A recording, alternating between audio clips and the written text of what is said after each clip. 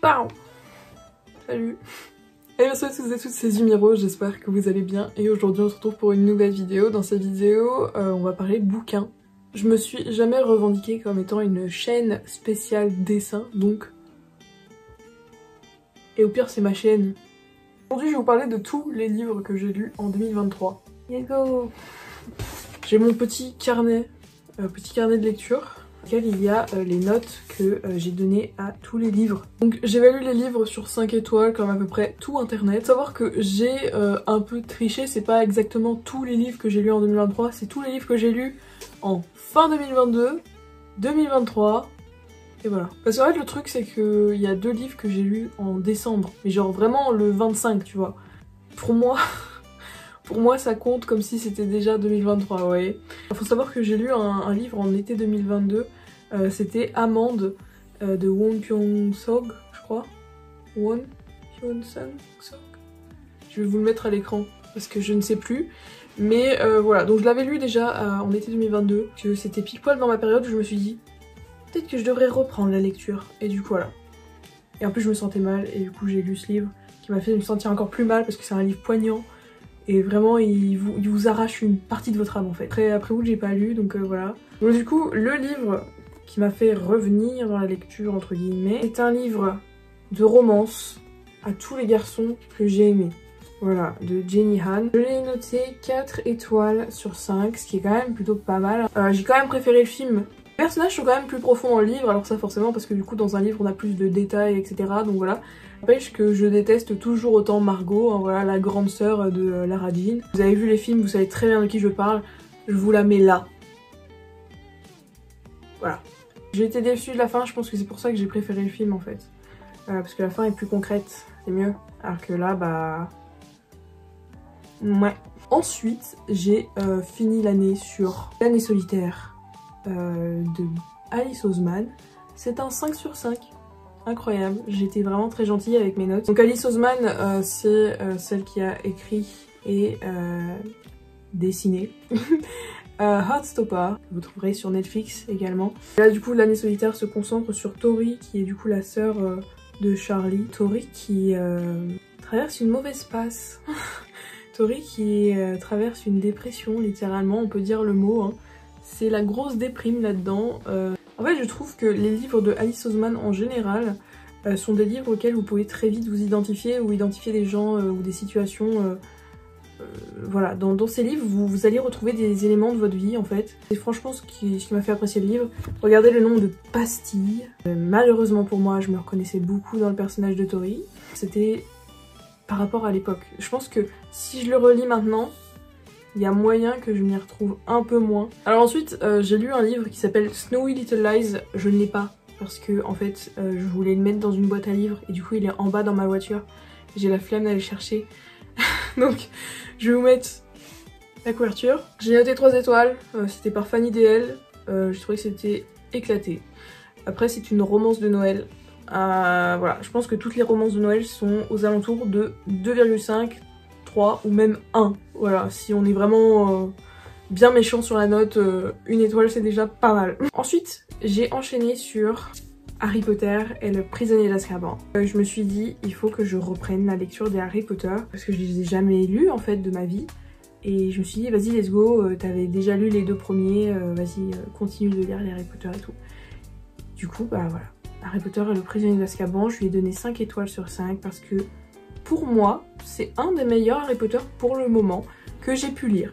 Vraiment incroyable. J'ai noté 5 étoiles sur 5. Pourquoi? Parce qu'on a énormément d'informations sur les maraudeurs et je vous avoue que j'aime beaucoup les maraudeurs. Voilà.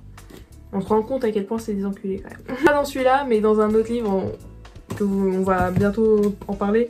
Ensuite j'ai lu Le chat qui voulait sauver les livres de Sosuke Natsukawa. Très très bon livre. Très très petit, très très court.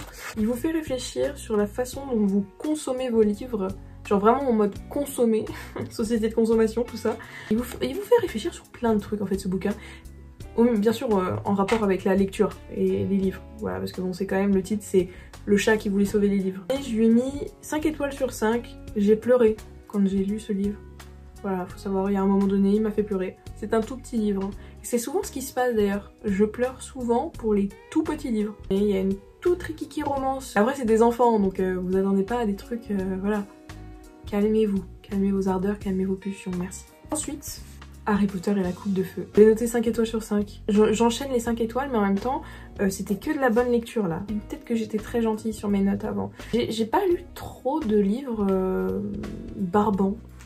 Voilà, j'ai toujours lu des livres à peu près potables. Et celui-là était plus que potable, il était vraiment très très bien. Il y a beaucoup de pastilles aussi. Il y a tellement de scènes dans ce livre qui auraient été incroyables dans le film. Je ne comprends pas pourquoi ils l'ont pas adapté. Ça rajouterait genre 5 minutes et ça nous aiderait à mieux comprendre certains trucs. Et aussi ce qui m'énerve, c'est que dans les films, il n'y a pas Billy, il n'y a pas Charlie. Et là, ils y sont au début du livre. Tous les Weasley sont là. Tous les Weasley sont là. Genre, pourquoi vous nous avez pas donné les frérots? Tout le monde est énervé dans ce livre aussi. Voilà, si vous avez du mal avec les teenagers un peu angsty là, chiants, ne lisez pas. Ne lisez pas si vous avez pas envie d'être énervé. Ensuite, livre qui m'a pris une décennie à lire. Une décennie. Le Chant d'Achille. Voilà. De Madeline Miller. Je l'ai noté 4 étoiles sur 5. J'ai mis tellement de temps à le lire. Il est même pas si long. Il fait genre 470 pages, 480 pages, un truc comme ça. J'en pouvais plus. Alors c'est pas que c'est mal écrit, c'est pas... voilà. Non, c'est juste que, justement, c'est très bien écrit. Et le truc, c'est que j'ai du mal avec les livres qui ont une forte popularité. Mon cerveau est là en mode... En fait, j'ai trop peur de pas aimer. En fait, il me donnait mal au crâne. Genre, je regardais le livre, ça me donnait mal au crâne direct parce que l'histoire, en vrai, c'est un peu genre compliqué. En fait, ce livre, j'ai mis du temps à le lire parce que déjà, de 1, c'est un livre qui était méga hype sur TikTok, etc. depuis très longtemps. Aussi, j'avais du mal à ce moment-là à me concentrer et à prendre le livre et lire et prendre du plaisir parce qu'en fait, c'est un livre qui t'enlève toute envie de vivre. T'as pas envie de le prendre. À certains moments aussi, je me faisais chier un peu. Ensuite, pour me ramener un peu plus de bonheur dans ma vie, La République du Bonheur de Ogawa Ito, 4 étoiles sur 5. C'était un très bon livre et écrit assez gros. Enfin, peut-être pas si gros que ça, mais vous voyez un peu comment ils ont mis les écritures. C'est-à-dire qu'il y a plus de contours que finalement... Enfin, en fait, ils n'utilisent pas toute la page. Ils n'utilisent pas tout l'espace. Ils n'utilisent pas tout l'espace de la page. Du coup, en fait, comme c'est assez petit, bah, j'ai pu le lire assez vite en vrai. C'est genre 363 pages, un truc comme ça. Je pense qu'on n'a pas un livre plus tranche de vie que ça. Dans le sens où on va suivre une madame, une jeune mariée, en fait un couple de jeunes mariés, mais genre c'est une famille recomposée, c'est-à-dire que le monsieur avait déjà une petite fille, et en fait sa femme est morte. Ce livre c'est plein de moments de douceur. Et alors il y a un chapitre, il m'a mis trop mal, parce qu'on va parler de la maman, qui est du coup défunte en fait, hein, qui est dead en fait. Ça m'a brisé le cœur. Et en fait ça s'appelle La République du Bonheur. La République du Bonheur en fait c'est la famille. À un moment donné je sais qu'elle dit genre laisse-moi préserver cette République du Bonheur qui est notre famille à tous les 3 et à tous les 4 au final car tu seras toujours avec nous, un truc comme ça. Je sais plus, elle a dit un truc comme ça. Bref j'ai chialé. Par la suite j'ai lu 2 petits livres. Nous avons Le Joueur d'échecs de Stefan Zweig. J'ai noté 4,5 étoiles sur 5. Pourquoi pas 5 sur 5 parce que je sais pas, j'avais pas la vibe d'un livre 5 étoiles. Très très bien. Très très bien. Si vous aimez les trucs genre sur la guerre mondiale et tout. Mais du coup bien entendu on se concentre sur les échecs. Voilà, si le titre n'était pas un énorme indice. Ensuite j'ai enchaîné avec Lady Susan de Jane Austen que j'ai noté 3,5 étoiles sur 5. J'ai bien aimé. Alors je pensais que j'allais pas du tout aimer mais en fait j'aime bien les potins. C'est trop fun. Et il y a que de ça là-dedans. Donc si vous aimez bien les potins, en plus c'est rédigé en fait le livre c'est une succession de lettres que tout le monde s'envoie à peu près. Et c'est trop fun parce que du coup on a les points de vue de tous les personnages qui sont vraiment en train de gossip avec la terre entière quoi. C'est trop bien, j'adore. Du coup parfait. J'ai adoré en vrai 3,5. Pourquoi pas 5 parce qu'il y a quand même eu des moments où je me faisais chier. Ensuite j'ai enchaîné avec une lecture, alors là, un livre magnifique j'ai enchaîné avec Six of Crows. Je dis enchaîné alors qu'en vrai j'ai mis 300 ans à lire ce livre parce que j'avais commencé à lire ce livre au moment où j'étais partie travailler en septembre. J'ai adoré, c'est un 5 étoiles. Le début est un peu lent, je crois. Et j'adore la relation, même si elle est horrible. La relation entre Nina et Mathias est très attendrissante. Même si en fait ça te déchire le cœur.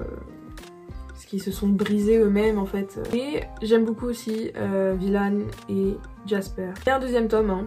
Voilà, de Six of Crows, mais je vous avoue j'ai un peu la flemme, mais il faudrait que je m'y mette parce que c'est quand même un univers, le Grishaverse, qui est incroyable.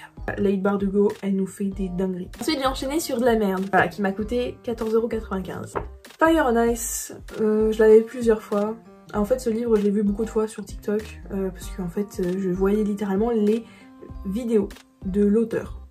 Voilà, les TikTok promotionnels de l'auteur, je suis tombée dessus et je me suis dit bon, pourquoi pas. Apparemment ça s'est fortement inspiré de Yuri on Ice, vous savez l'animé là.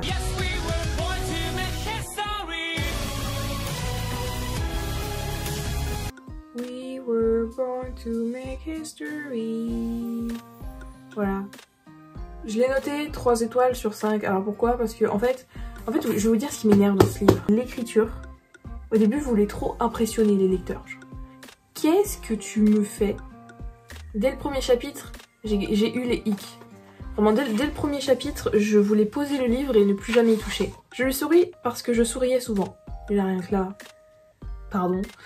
Tout en projetant mon sac sur mon dos grâce à la force centrifuge libérée par mon bras lors du lancement. Un truc de scientifique. Je peux pas. Je peux pas. Je peux pas. Ce livre, vraiment, j'étais en mode... Qu'est-ce que quoi?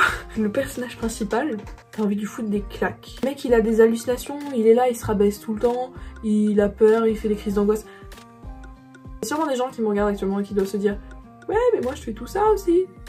C'est bien d'avoir des personnages qui représentent tout ça. » Ouais, mais là, les frères, quand je vous dis, t'as envie de claquer tellement des fois, il pense à des trucs et toi t'es là en mode « Mais frérot, c'est pas le moment. » C'est un personnage qui joue la victime. Voilà, qui joue la victime.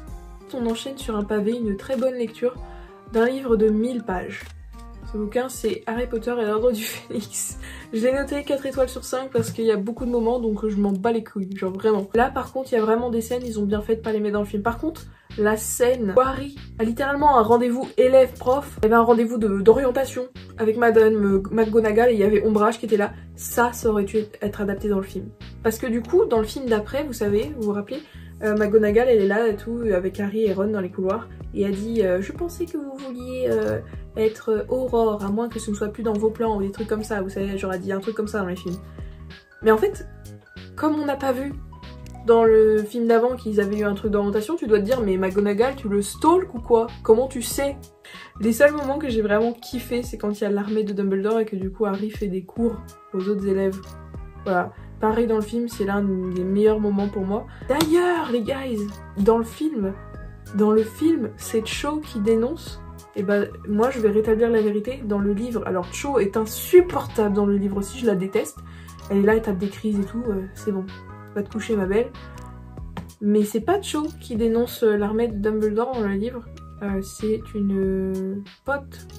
C'est une des amies de Cho. Qui en fait avait Harry en horreur, genre vraiment elle ne le sac pas. Ensuite j'ai enchaîné sur une mauvaise lecture, enfin pas mauvaise mais elle est très moyenne.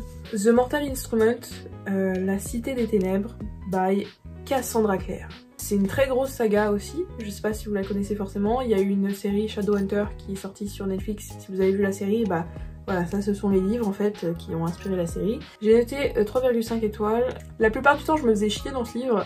De plus, mes personnages préférés apparaissaient très peu, c'est-à-dire Magnus et Alec. Voilà, c'est des livres qui sont vachement concentrés sur Clary et Jace, c'est normal. Et j'ai pas aimé le passage où Simon devient une souris. Ensuite, on enchaîne sur une lecture, qui est un livre en anglais, parce que j'ai acheté des livres en anglais cette année, et parce que ça coûte moins cher. J'ai limite plus apprécié ma lecture du coup, parce que c'est un livre qui est dans sa langue originale en fait, donc du coup c'est comme ça que l'auteur l'a écrit littéralement. Et je vous avoue que j'ai adoré, il y a des trucs très très drôles dans ce bouquin. Et c'est My Roommate is a Vampire, je l'ai noté 4 étoiles sur 5. incroyable, c'était une pépite. J'ai pas mis beaucoup de notes parce qu'en fait au début je savais pas si j'allais mettre ou pas des petites pastilles ou quoi. Je me dis mais attends, est-ce que je vais réussir à le lire? Et j'ai réussi et je suis très contente d'avoir réussi à le lire. C'est incroyable, enfin moi en tout cas j'ai énormément aimé. C'est un one shot, hein, c'est pas une saga, donc vraiment vous pouvez le lire. C'est une rom-com, donc c'est une comédie romantique. My Roommate is a Vampire, en gros c'est mon colocataire est un vampire. Et qu'est-ce que j'aimerais rencontrer quelqu'un comme Frédéric dans la vie. Alors juste, j'aimerais qu'il s'appelle pas Frédéric parce que ça pue la merde comme prénom. Et ça fait vraiment pédophile, mais incroyable. Il y a une scène de smut. Pour ceux qui savent pas ce que c'est que le smut, c'est ça. Et il y en a qu'une seule scène comme ça, donc ça me va. Ça me va, parce que j'aime pas trop quand il y en a. Et ensuite, la dernière lecture de 2023, les amis, Cet hiver, de Alice Oseman. Je vais noter 3 étoiles sur 5. Alors pourtant, je suis jamais déçue par les livres d'Alice Oseman, mais en fait, le truc là, c'est pas nécessairement que je suis déçue ou que l'histoire est bof, c'est juste que c'est trop court pour que je puisse me faire un avis plus profond sur le livre. C'est pour ça que pour moi, 3 étoiles, c'est vraiment la note neutre. Voilà, le livre est bien. Il n'est pas extraordinaire parce que le livre est très court. Et voilà, ce sont tous les livres que j'ai lus en 2023. Ça fait une bonne ribambelle de livres quand même. J'espère que cette vidéo vous aura plu, n'hésitez pas à liker, à commenter, à partager et à vous abonner. Voilà, il y aura peut-être plus de vidéos lecture aussi. Bye tout le monde, à plus dans une prochaine vidéo, c'est-à-dire dans 3 mois. Parce qu'en fait je sais pas si j'aurai la flemme ou pas de faire des vidéos, bref. Faut pas faire des promesses parce que moi je ne les tiens jamais. Voilà. Moi j'en fais pas des promesses en l'air et tout et qu'après je déçois les gens. Y a pas de promesses ici. Voilà. Bye tout le monde.